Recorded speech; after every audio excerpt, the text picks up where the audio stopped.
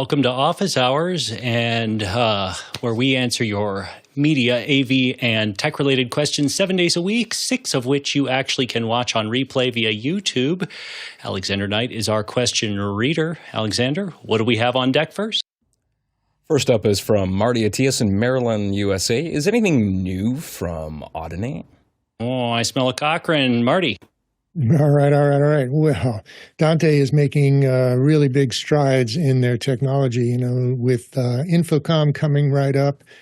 NAB just happened recently. They're making a lot of inroads into video and becoming compatible with ST2110. But for audio, they I just saw in my email this morning something pretty cool. They came out with a why can't I go to it? There it is. With a Dante preset control creator, where you can set up Dante patches offline without being connected to equipment, and it looks pretty interesting. So this is a web app. Completely offline. It comes up as a blank. You create a new file. You go to add a device. You can put in whatever you want there, the name of your equipment. You tell it how many transmitter channels and receiver channels you want. You can put in video channels and auxiliary channels. And when you hit go, it creates the device with all the inputs and outputs. You create all your different devices, and then you can do your patching, and then you can save your file and then import it into Dante Creator once you get to your show.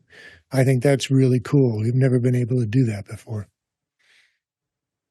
Also, I noticed that they have new AVIO adapters that are designed to be racked and designed to be compact for a whole host of various things. They've got their various, their basic innie and outie, and I think it's 4 channels, 4 mono channels, or it could be stereo. I'm not positive about that, but pretty cool. Next question. I think they are mountable versions of the portable AVIO, so I think they're 2 channels each. But there are other devices out there from the third parties that can do more channels. I just bought a device with 4 mic preamps. Direct conversion to Dante from Radio Design Labs works pretty well. Jeff, do you have any idea about that?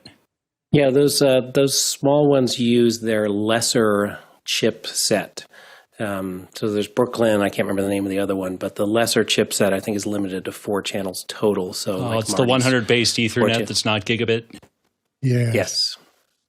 Got it. And Mickey, take us home. Yeah, they just the same as the AVIOs. They can only support up to 2 Dante flows. So if you need to transmit to more devices than just 2 devices, you would need to put things into multicast. So if you do that, that's not a problem. Just make sure your network is being managed in terms of the multicast flows. Next question. David Brady in New York City, New York. There are times where Zoom meetings we run are company sensitive and participants are wary of additional participants. What options are there of monitoring the audio mix, OF, the meeting, without adding an additional participant? Ronnie. Yeah, so as I understand the question, if there is to do a recording or maybe just monitoring without doing recording, you do that simply by having your own client be the participant, and then you route the audio from the meeting into some stuff like audio hijack or whatever. But this is how I interpret the question. Could be another meaning, so if you specify in chat, it would be helpful. Other ways is, of course, using the versions of Zoom, for instance, Zoom ISO or Zoom OSC, to have better control over where to route audio. And the new Zoom ISO version 3, which is in beta these days, is very advanced in how you route audio from the meeting as well. So that's just a suggestion. If you would like to have individual audio control, all the participants in the meeting will be made a notice that recording or streaming is in progress. So that's kind of a telltale and important to inform the people that they are being recorded. So I see there is no bold option. I don't get it. Maybe some others on the panel can. Next question. All right, this one is from the QR code submission. Rafat in Toronto, Canada asks, which should be the final streaming point, vMix or the ATEM Television Studio 4K 8? If I'm using vMix for graphics, Zoom and vMix calls and playback, then sending everything through an UltraStudio 4K Mini into the ATEM. Jeffrey, what do you think? It's a pretty complex system there, and very redundant if you ask me. But it also depends on how you're running the graphics, how you're running the vMix calls. If you're hard coding the graphics into the vMix calls, so you have the participant, the graphic that, and when it pops up, that it will create the graphic and then disappear the graphic or keep it on there all the time, then maybe the ATEM is the better solution for the last in the line. But vMix also can have a little bit of a latency to it, so a lot of times I like to do it the opposite way. But really, there's still a little bit, I'm not sure about your setup, how you bring it into the ATEM, how you bring it into the vMix, because I think you said you do vMix first at this present time. So once I know that, then I can give you a better solution. Mickey. Yeah, by the term that you mentioned, Rafat, is final streaming point, and by this I assume you mean your encoder. I would use, if budget permits, I would use a dedicated encoder, hardware encoder for this. Take your program out of your switcher, send it into the encoder, and use that to encode and transmit out to your CDN or your next destination for your stream. If that's not an option, but another instance of vMix is an option, I would use that. I would absolutely 100% avoid, never ever use encoding built into ATEMs or any Blackmagic design product. They are horrible at encoding. You will get the gamma shift that will get you absolutely crushed blacks and absolutely clipped whites. And most importantly, their encoders are very unreliable. Their network stack is just poorly built, poorly coded. So I know a lot of people have had their programs, their broadcasts go down because of Blackmagic design encoding. So absolutely do not rely on that. Go with a dedicated hardware encoder. If not, another instance of vMix. I love that they also just released at least 16 2110 completely network-based things now. This does not mean that. Anyway, Guy. Yeah, it depends on your budget. You know, if you don't have a whole lot of money, that encoder that Mickey recommended, we should torture test this thing just to prove all the words that Mickey just said and see what happens. I like vMix. If you look at the streaming settings, there's a lot more to it that you should understand. If you have a fast computer with a built-in NVIDIA GPU, there is a little tick box that says use hardware encoder.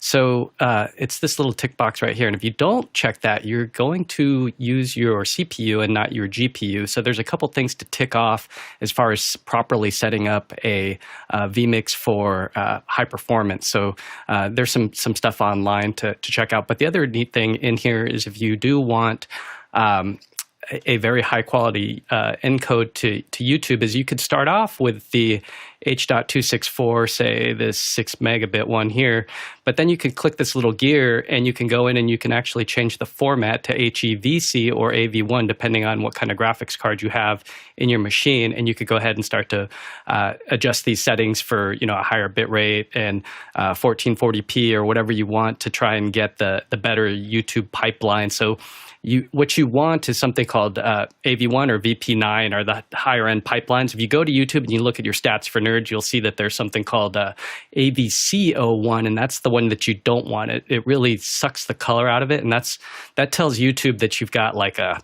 not so great pipeline, and they'll throw you down to this squash color space. But if you have vMix and if you monitor your down here at the bottom, you can see your GPU. Like my GPU memory is at 1, CPU is at 8, so I'm barely using anything. Actually, it says total 33. I'm still way below.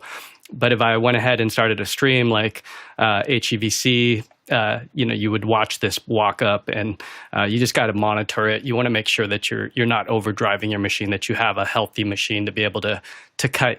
And there's no reason why you shouldn't be able to on a proper high-end machine. We do it in the cloud all the time. We use these G4DNs, but if you can properly offload it, that's the best. Where you have and what that gives you the ability to do is also have a holding slide in case something goes wrong.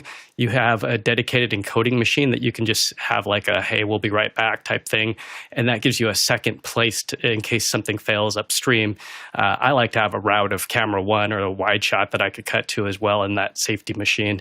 And I actually like to have 2, so a primary and a backup. So again, depending on your budget. And then if you want hardware, I like the Osprey Talon 4K SCs. Those are my favorite encoders. They're about $1,800. Mickey. Yeah, I just want to add as well, like if a second instance of vMix just dedicated to encoding isn't an option, I would even consider OBS. OBS on Windows is very mature. It's very reliable, and having another box to do the encoding separately, not just with OBS, but any other solution that can allow you to encode separately, gives you the option to say if something does happen to your switcher or anything prior in the pipeline, you can cut to say, a be right back slide, and gives you just a little level of something to fall back to before you have, if you're directly encoding on your switcher and your switcher crashes, hi Blackmagic Design, you have something that your audience can be assured of, that, okay, they know there's a problem, they're fixing things, they're going to be right back. And Alex is absolutely right about this. This is the only time that your client does not want to see their logo. It is on the be right back slide. Mr. Powers. Last thing I'll say about this is if you do use something like OBS, make sure that you've got a computer that can handle it. I know a lot of people will say, well, yeah, I'll just grab this laptop that I had used about 5 years ago and I'll do that for an encoder. And it might not have the power to make it bring out the video and make it look good for that matter. So hardware encoders I will definitely look at more than I will at an OBS, but if you need to do it in the last minute, then that's fine. Next question. Jeffrey Powers in Madison, Wisconsin asks, is there a birthday on the panel today? Guy? He ran away. Silence is the voice of compliance. Yeah, it's my birthday, but shh. Happy birthday. Oh, it's okay. We won't make a big deal about it, but I'm going to take my ear monitor out. We are only going to say happy birthday, dear Guy. Happy birthday to you. We're not going to go with the whole long thing. All right? Ready? Happy birthday to you. Happy birthday. I screwed up. To you. Happy birthday, dear Guy. Stop. Train wreck. Happy birthday to you. And many more. And so many more. Great harmonies. That was excellent. Jeff, do you have a thought on the incredible matter that you just heard? Yeah, well, in line with that, I was curious, on the fly, can I generate some royalty-free happy birthday music, of course, because also the copyright has been lifted. And I asked Gemini Lyria, whatever the latest Pro model is, to do that, and a little glimpse of its accurate representation.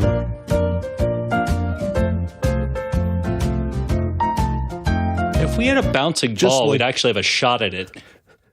Just like the birthday song you remember.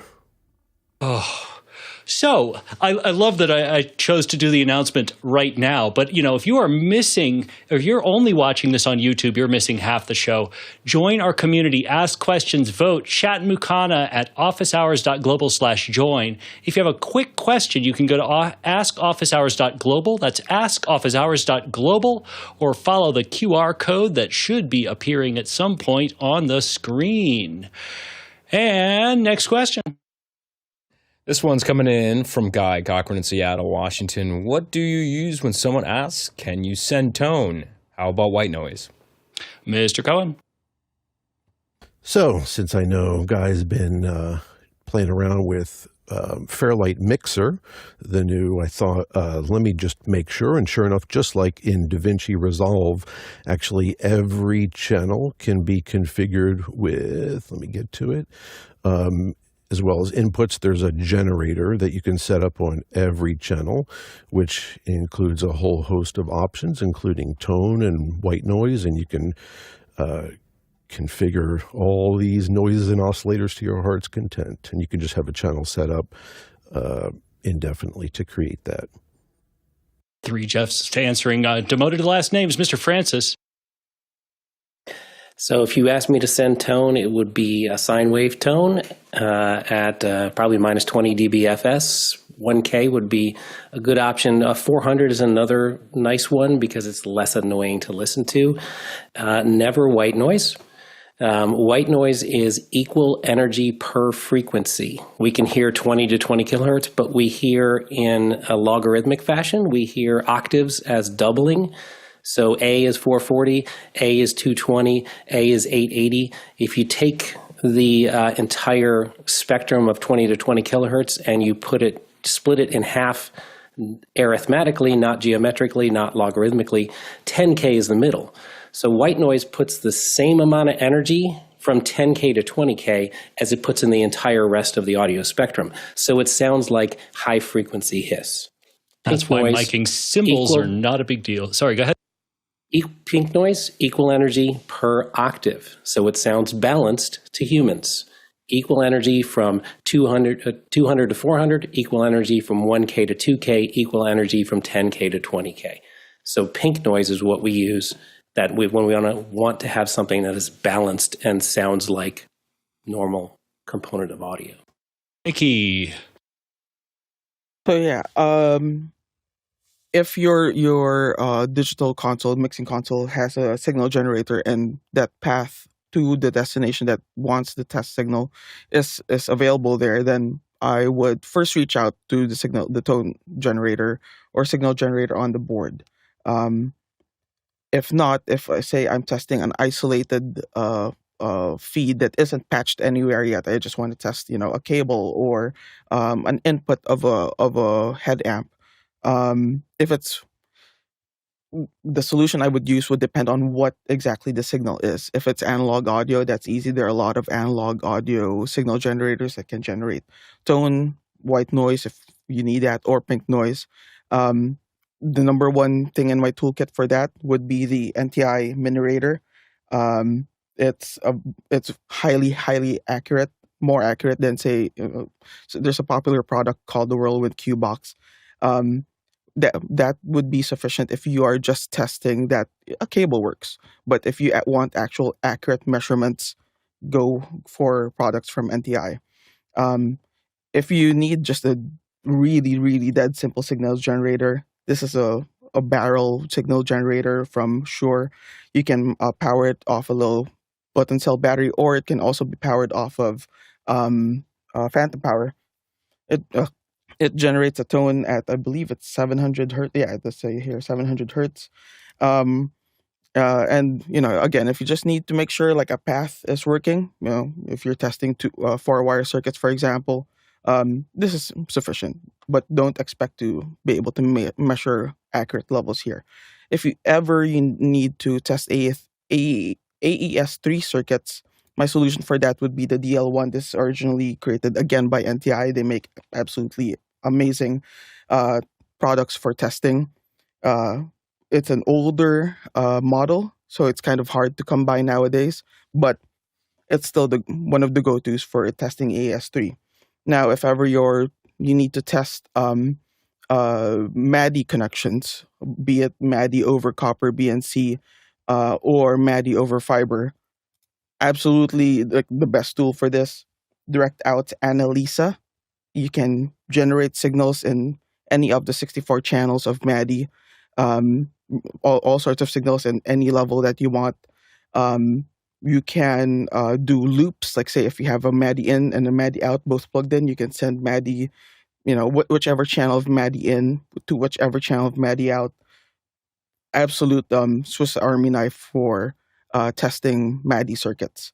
And lastly, if you're dealing with audio over IP, Dante or AS67, ST2110. This is a little handheld device called the PD Dante. It does have Dante in the name, but it can operate in 2110 mode, AS67 mode, of course. It's a little handheld device. Plug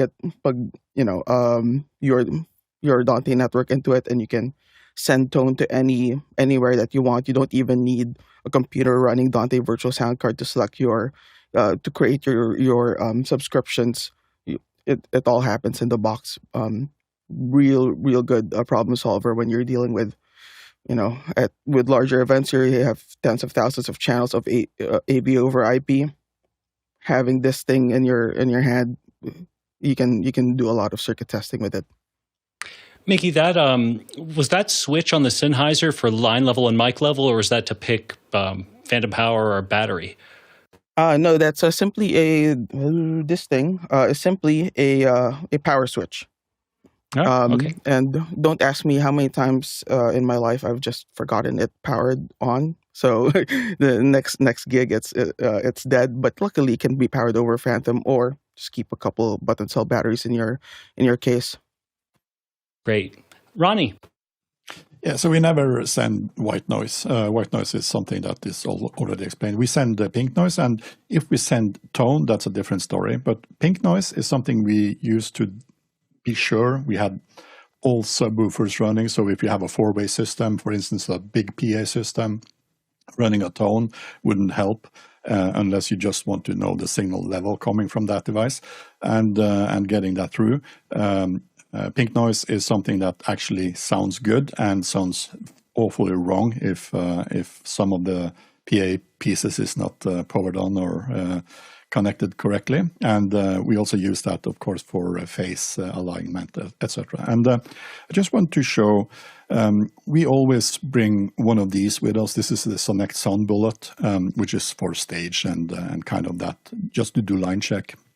It can send just tone, and you can select the levels of it, and you can also send pink noise. And it's also, as Mickey mentioned, for the Sennheiser device, it's battery powered and a USB charger. And as an added functionality for the MDHX that a lot of us are using daily, or at least when we are out on the jobs. The new firmware is actually adding audio tones and can send those on SDI and HDMI outputs from the MDHX. So I haven't tested that yet, so I have no idea how much you can configure that. But having that available in a unit that we bring to almost every project we have, it's kind of a cool thing. Guy. Yeah, I'd asked this question last week or something similar to it, and it happened again this weekend where at the end, so I was running PTZs for this event, and at the end, the encoding station, they're checking the YouTube stream, and they're like, hey, the audio's a little low, and I asked the A1, can you send me tone? And he's like, I can't right now, the way it's routed. And I was like, what? Wait, what do you mean you can't send me tone? And then Mickey just disappeared as I was about to hit him for the answer to this. But the the question was, at the very end of the chain, if you sent a 20 dB tone across, what would you be looking for, and what would you use to meter that to make sure that you're getting a good number out to YouTube? But like if you're using Ulean or something like that, are you looking for 14, 16, 18, 20? Like what should you see there at the very end of the chain, and what would you use? We'll interrupt Mickey. What's the answer? So yeah, I would first meter at the actual receiving device, the hardware. Like I'm not gonna meter on some software thing like Ulean. I would meter at what is actually receiving the signal. If I assume Guy in this situation is just a dumb analog line level connection. No, it's one of those AVIO Dante USB adapters, so it goes into vMix at the very end. So it comes out of a constellation. So video comes out of the constellation, but audio comes out of a TF board, a TF rack, I believe it is, and on the network is these AVIO Dante devices, and so that's what's sending. So yeah, there's something interesting with the AVIOs, wherein there is a gain setting in the analog AVIOs where you can set the if it's an output AVIO, you can set the level that it's spitting out, and the maximum level that you can select there is plus 18, which is interesting because if you are sending out digitally from a digital signal generator in a digital board, if you send out negative 20 at the output of that analog AVIO, it seems to ride about on the analog side of things seems to arrive at about 3 dB, 3 or 4 dB lower than what I would expect if I set it to plus 18 on the output. So in that situation, I have actually that's exactly what's happening with this very show that we're on right now, because there's Dante coming out of a mixer, and it's being fed analog into a Blackmagic switcher.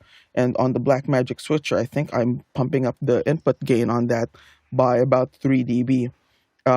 So what I have to do is check the levels coming into that switcher and make sure that, say, if your reference level is negative 20 dBFS on that tone that you're sending out, it is actually hitting negative 20 dBFS on the receiving device. In this case, it would be the ATEM, which means with knowing how the ATEM circuitry does its thing, you would have to add some gain on the ATEM so that that tone actually hits at negative 20 dBFS.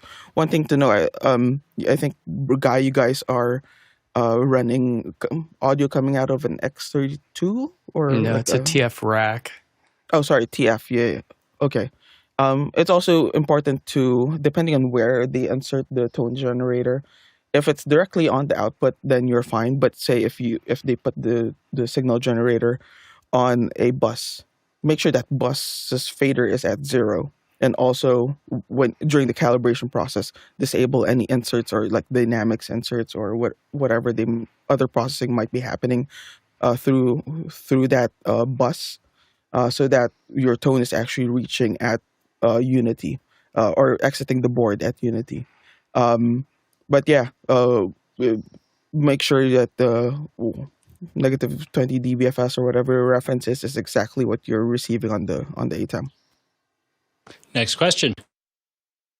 This one is coming in from Jeff Francis in Columbia, South Carolina. Options for Blackmagic Design Pocket Cinema 4K camera control besides bidirectional connection to ATEM switcher. Apps that allow lens control. Blackmagic's app does not. Jeff. Yeah, so I know you can have Bluetooth control of these cameras, and the standard Blackmagic Design camera control app allows you to have white balance or color temp and some iris controls, but does not give focus or zoom if you have a motorized zoom lens, which you do get through the ATEM camera control. I'm just wondering, there are several apps that I've seen out there. I just wonder if anyone's used the actual apps. So Bluetooth Plus is one of them that I've seen, but I've not actually used any of these. I just wondered if people have experience with them.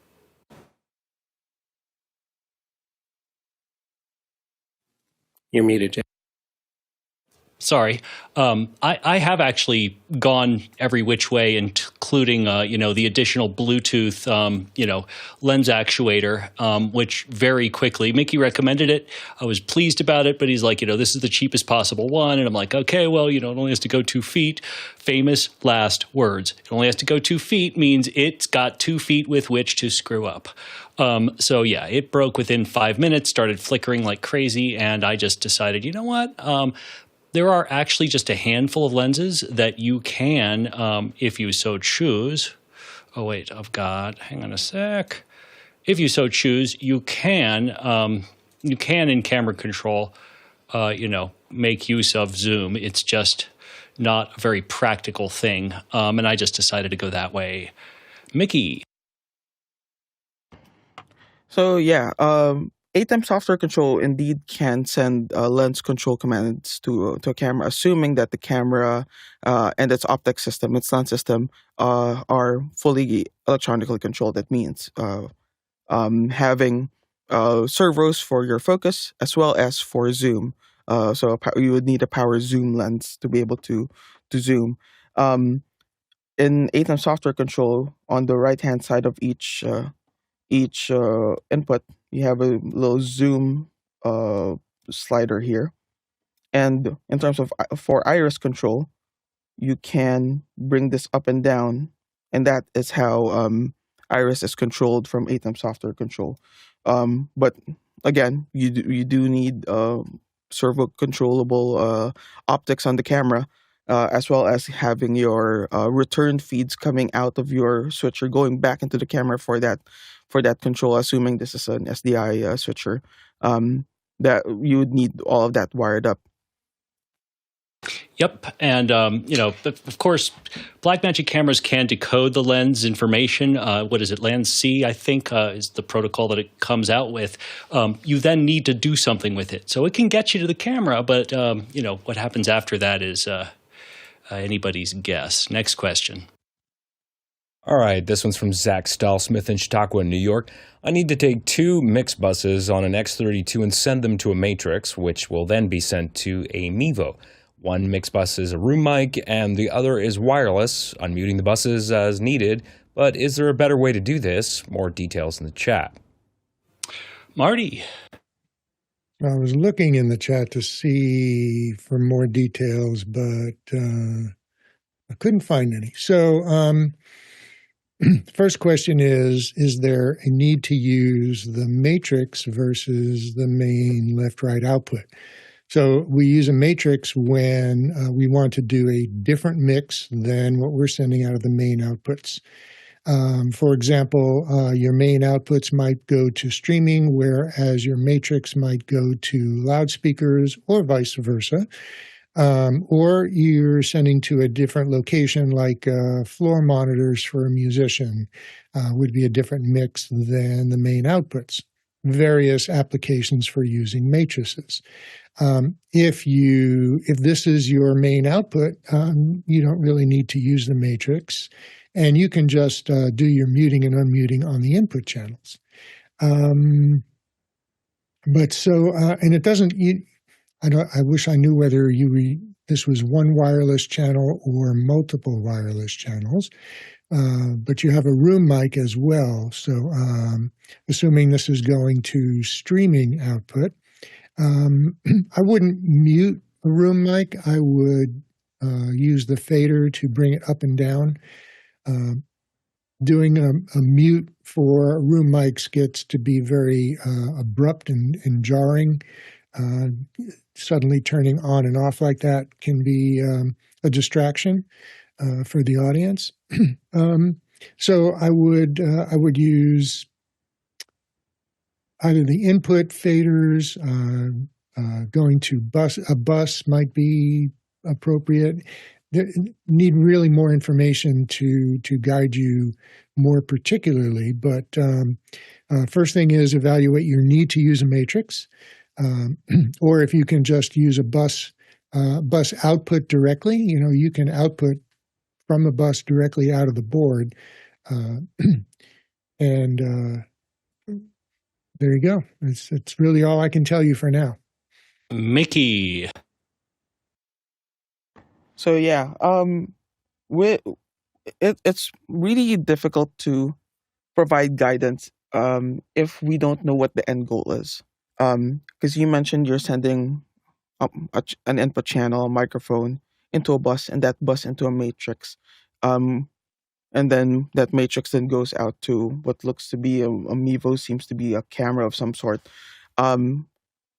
it's hard to I don't know exactly what the goal is, so I can't provide the most like what I would think would be a more efficient way or the most efficient way to get something done. Because if it's from my point of view, I only know of this single microphone side of things, so I just send that input channel, right, that fader, send that out directly into the mic without wasting a bus or wasting a matrix. Um, uh, if you're just sending that single channel there, you don't need to overcomplicate things. Send the output post fader, and I agree. Don't just mute, right? The fader actually mix, so that you're setting the level where you want it to be. Don't just be muting things, but it would really be helpful if you know like the big picture of things. Jeff. So Zach came into the chat with some additional information. He says, my questions regarding a house of worship setup. The operator is just simply plugging in an 1/8-inch cable to the Mevo for the main sermon and unplugging it for music to avoid copyright issues. But that noise is terrible. So my advice to him would be set up your mix bus as you want the sermon to sound. So it would be, your wireless mic plus maybe a little bit of room sound there. And then simply mute that bus, because even if you just remove the main audio channels and leave in room sound, you may still get the music into the stream, and so therefore have copyright problems. So you would need to actually just mute that. And David Brady suggests why not just use the Mevo software to mute at the camera. That's also a great option. I think you need to be very careful that somewhere visually, probably on screen, you make a note to let people know the audio is muted at this point. Otherwise, you will get a lot of complaints and problems. Mickey. Yeah, and that context is really helpful. In this case, I wouldn't think of your room mics, the separate microphones, as isolated things. I would think of them as your sources that go into your broadcast mix. So you as Jeff mentioned, Jeff Francis mentioned, keep a little bit of room in there so that you get some presence and some liveliness into your broadcast mix.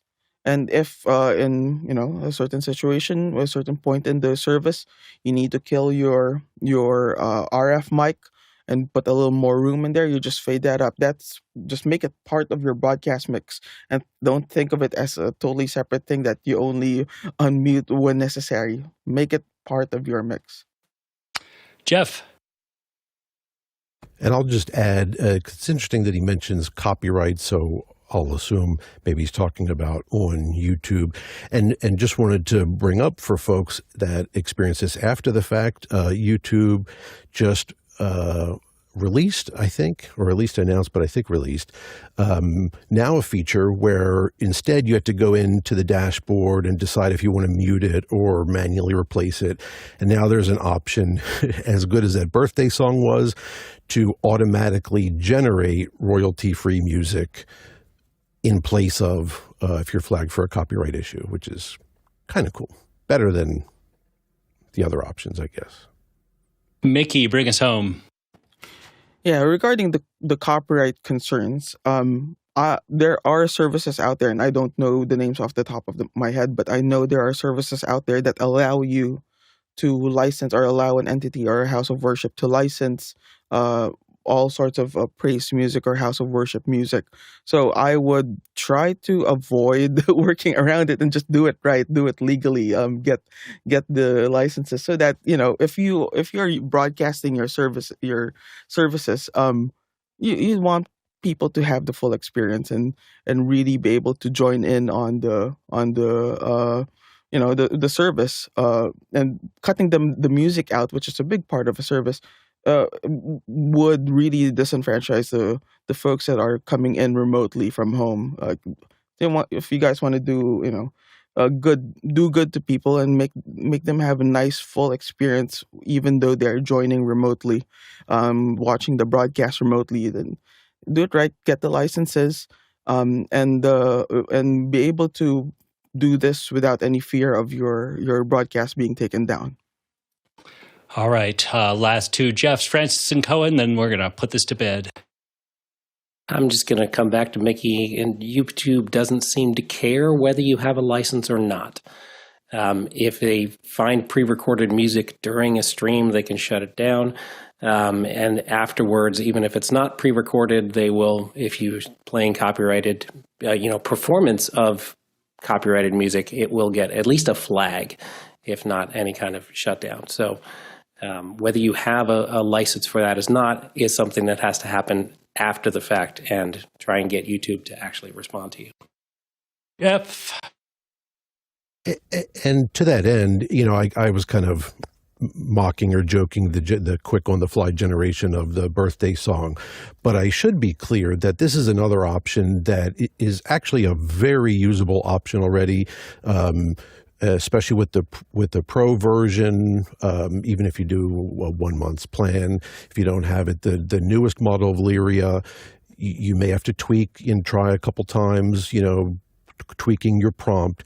But I've generated really credible, presumably royalty-free music because it is custom. And also look at Suno, S-U-N-O. Again, you can do 1 month of a paid plan, and you can generate. I mean, there is chart-topping music that has been generated from Suno. So, and you can sit there and just bang out a whole bunch of tracks that you can use. This is penny wine and pound foolish. Like, why would you go to all this work, all this effort, and then fall short, 3% of the way there and just leave yourself with a black eye voluntarily? It's not that expensive. Next question. All right, coming in from Annie Kokendorf from Vieira, Florida, USA. Has anyone made an auto-follow unidirectional mic? Oh, an accidental trick question. Marty, go ahead. Not that I'm aware of for portable use, but there are for conference rooms and large rooms, anywhere from a small conference room to a large function room.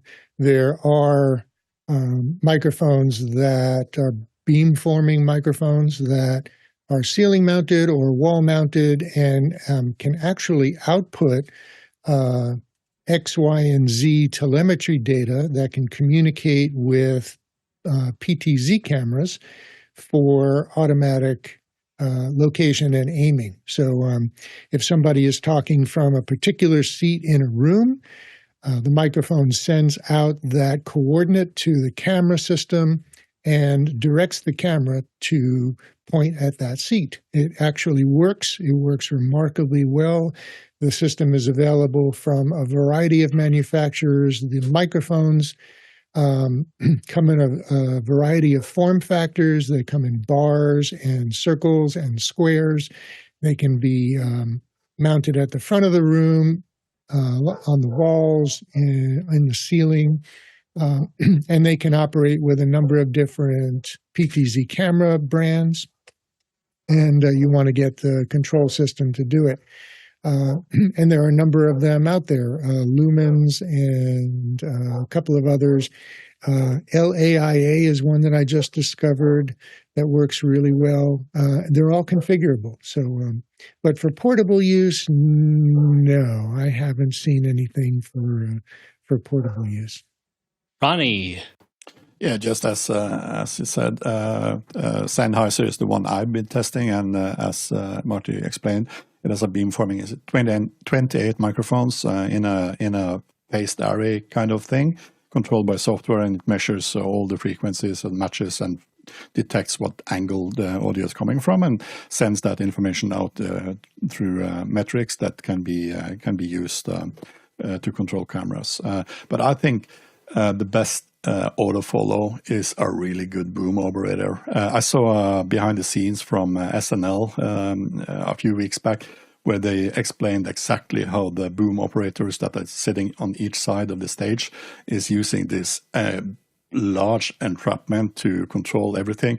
And I just wonder, how can they be moving those microphones so fast without making a noise? I don't understand that. They are basically just hovering the microphone over the crew and auto follow everything that happens on stage. That's amazing. The level of competence and the equipment they are using is absolutely mind blowing. Mickey. I was going to go snarky here, but yeah, a boom operator would be an excellent auto follow solution for a directional microphone. Along the same snarky line, headset mic would also do that, and a competent presenter with a handheld mic is also a good auto follow solution for that.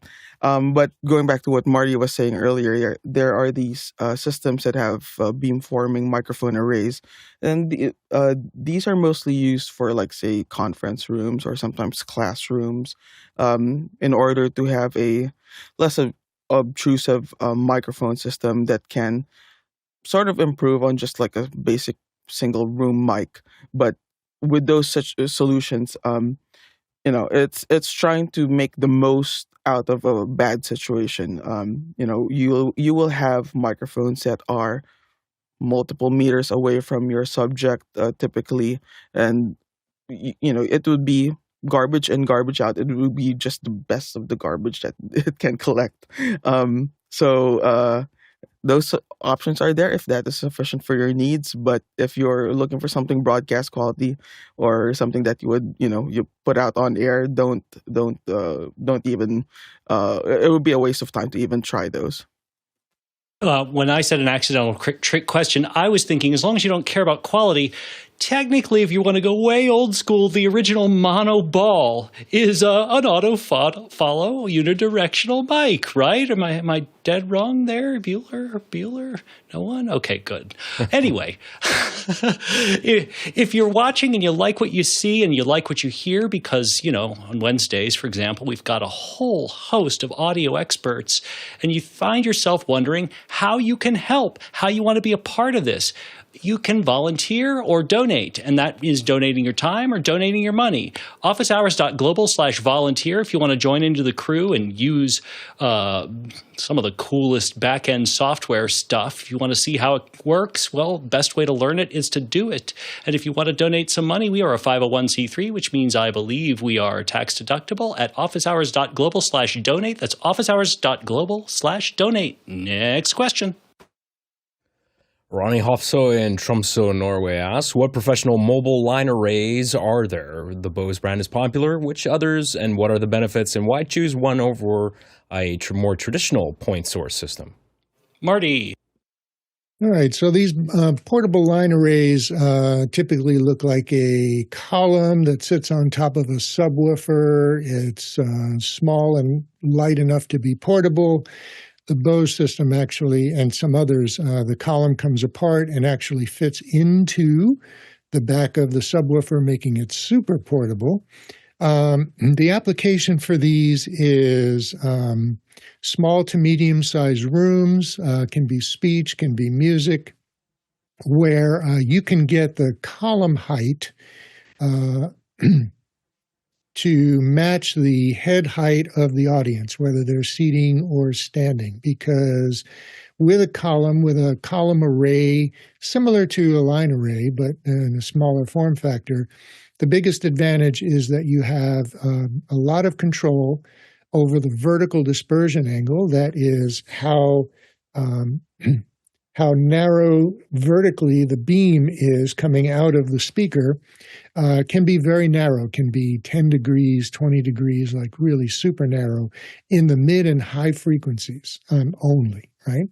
So, which is the important part. And the advantage to that is that it's not spraying sound up into the air where it can reflect off of the ceiling and the walls and cause problems with that. So you're really trying to focus the sound to where the ears are.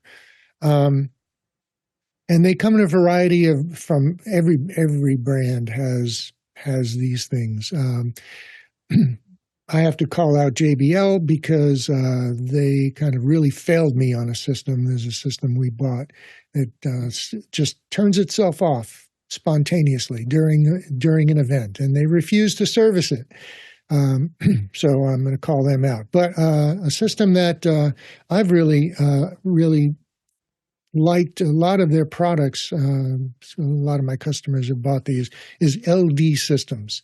And they come in a whole host of different form factors, columns and tops over bottoms. They come in different power strengths and different sizes and different heights. It's worth looking into LD systems. There are a number of others as well, so it's not the only brand to look at. And those are the benefits. Some of the other attributes of a column system over a point source system is that columns tend to have a wider dispersion angle, so they will cover more audience from left to right than a point source speaker. Typical point source speaker, the dispersion angle is given by the horn, not by the subwoofer, or not by the woofer in the box. Those are generally omnidirectional, the lower the frequency is. So they give you the dispersion angle at the crossover frequency of the horn, which can be 1K, can be different. And you'll find typical specs like 90 degrees wide by 60 degrees high, or 60 degrees wide by 40 degrees high. They come in a variety of different dispersion angles.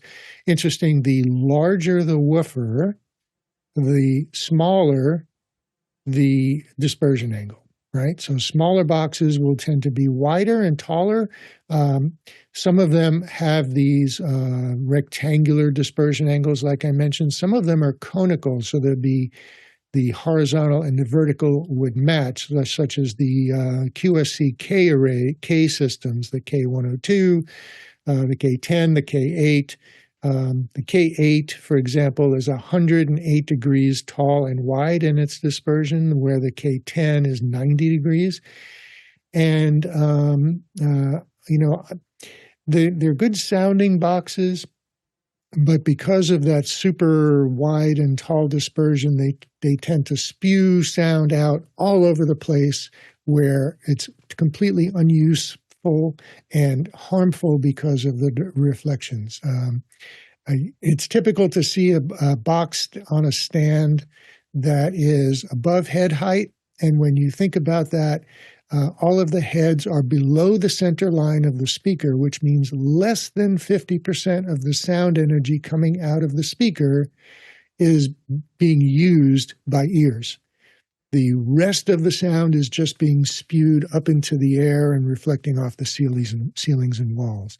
So that is one of the biggest advantages of a column system, is that it really focuses sound to where the people are. Jeffrey Powers. Yeah, I've used many of these as a musician, as acoustic musician, as with a band. I'm not a big fan of the Bose system because I feel that it's a little bit too muddy in its frequencies. The biggest problem with these, and what musicians will also call PA on a stick, is the fact that it either comes in a 6-foot height or an 8-foot height, and if you have to capture a little bit more of the stage than that. Usually you don't, but if you have to do that, then the height's going to be a problem. You'll want to have something that can separate, so like a QSC system. And then the next thing is how many watts you really need from that system. Like the JBL, the Bose. I'm looking at the Bose L1 portable line array system. That's about 1,300 watts. They go around 1,000 watts to 2,000 watts for a single speaker stack. You get a double speaker stack that helps you, and I see a lot of bands using this now that goes in front of the stage for those. I'm a big fan of the Turbo Sound Inspire because it's got a good height to it and it's got a good frequency range to it. Of course, that's really going to depend on which Inspire you get. They start at about $600, and they'll work their way up to about $2,000. You can get very cheap versions, like from Alto or Rockville or anything like that. That's going to be around $400 or $500. And one more thing: these, as an acoustic musician, the best part about these types of speakers is you can put them in front of you, or you can put them behind you, so it doubles as your monitor and as a speaker. And a lot of people just love the portability to them. Alexander Knight.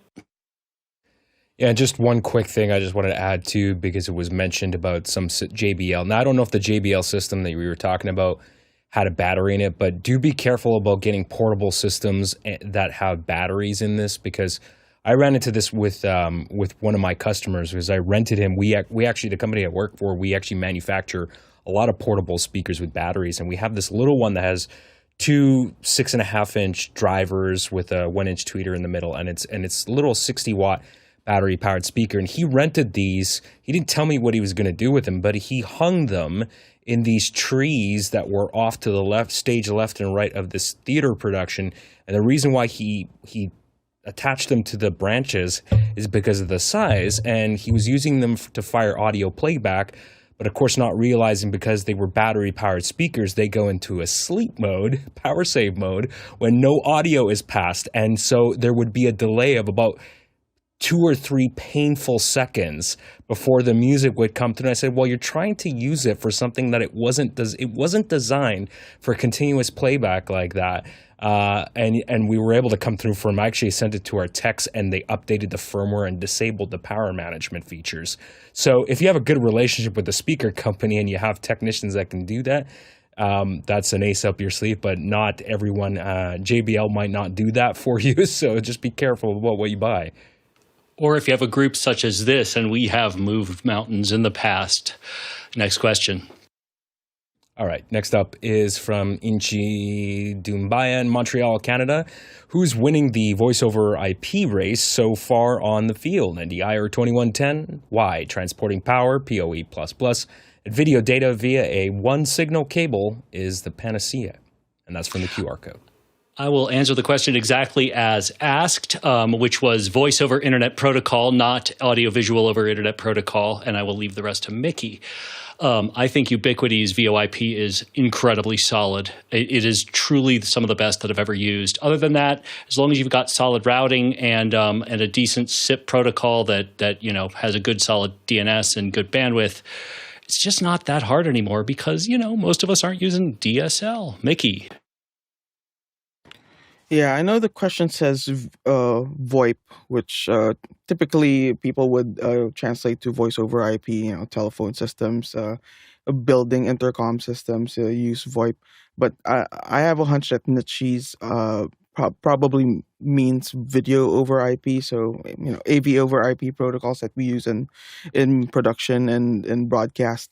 I think in the long term, we would be seeing more and more adoption of 2110. 2110 is actually a standard, whereas NDI is a proprietary protocol, much like how Dante is. I think once prices, there are only a handful of manufacturers that have cameras that produce cameras that have NDI built in, whereas in the future, once prices start to come down, I believe you'll see 2110 built into all professional cameras. Right now we see BNC connectors for SDI outputs on professional cameras. I think that will, 10, 15, 20 years down the line, that will all just be IP, because 2110 will replace SDI. So I think in the long run, it's going to be 2110 for transport for audio and video, and NDI will slowly go away. Like in the higher end market, Sony cameras, Panasonic cameras, Ikegami, the larger brands at the higher end, and especially in the broadcast world, they all have IP built right in. So it's just a matter of time for when costs start to go down. Switches, 10G, 100G, 40G switches are so, like, compared to when we were first installing, like, say 10 gig networks when fiber channels started to fall out of fashion 10, 15 years ago. It was like easily 20 times the price as compared to where the 10G switches are now. So it's just a matter of time that everything else is going to drop down. Jeff. And this is a good time to give a shout out to our Discord servers. There's been some lively discussion on this very topic, so get in there and hop in on that conversation. Quite so. officehours.global/join. Next question. And I obviously meant video over IP, not voice. That's just muscle memory on my part. This one is from the QR code. Rafat Al-Sayed in Toronto, Canada asks, in my live production setup using vMix and the ATEM Television Studio 4k 8 with multiple SDI cameras, Zoom vMix calls, and an external audio mixer, what is the most efficient and reliable end-to-end pipeline for video and audio? Thanks. Guy. Yeah, without seeing the entire diagram of how everything's flowing in and out, it's hard to answer this. I would say stick the vMix at the end, as we talked about earlier, and I showed for the encoding pipeline, as long as you have a fast enough computer. That switcher's a pretty nice one. As far as the Zoom calls, I would do what we've been doing at Tenacious, which is using Zoom ISO version 3. One of the things that we do is, it's kind of interesting. You can take the one of the inputs, and you could do this new thing where you can crop the output. So you can say crop view or full view. So you can actually do a push in. So you could have the same input, the same person, but you can crop them, and that'll flow out the SDI. So if you're using that 4K 8, you can bring in the same person twice. So if you're building different super source looks and whatnot, you can use Zoom ISO to color correct and to do things inside of Zoom ISO. So I wouldn't use vMix for bringing in your people through Zoom. I would use Zoom ISO with an external box and then kick it back out. But really fun to play with because we use a Constellation at Tenacious, and we were doing this, and I was like, wow, this is a really cool new feature. It says experimental, so be careful out there. Yeah, there are lots of ways to do this. Of course, the oldest school way to do this is, some sort of SDI input and output, through an SDI mixer, but, that's not really in the cards. That'll do it for Office Hours, completing episode 2227. The Tlaloc traversal today would be 17,000 miles, 28,000 kilometers, 137 million bananas for scale, and I'm doing it in reverse. Thank you so much to the panelists. Thank you for the back-end crew, without whom there would be basically nothing here but a Zoom and, probably one of those encoders Mickey hates to broadcast out to the rest of the world. Thank you to all the producers for the great questions, and to the lively Discord discussion, which at officehours.global/join you can absolutely get into now. Let's roll the credits. Thanks, guys.